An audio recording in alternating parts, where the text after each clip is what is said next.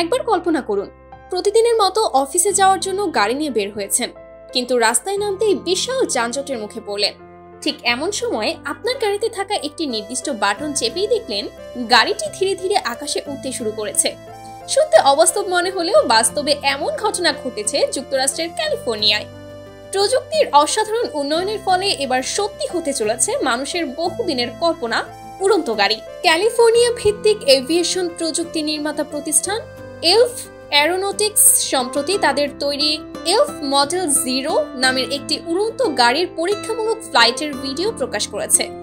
পরীক্ষার সময় গাড়িটি ভূমি থেকে বেশ উল্লেখযোগ্য উচ্চতায় উঠে আকাশে উঠতে দেখা গিয়েছে।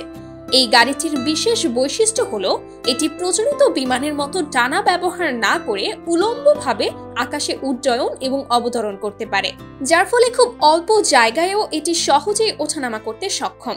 এই ক্ষমতার জন্য এটি হেলিকপ্টার বা বিমানের তুলনায় আরো কার্যকর ও সময় সাশ্রয়ী একটি যানবাহন হয়ে উঠতে পারে।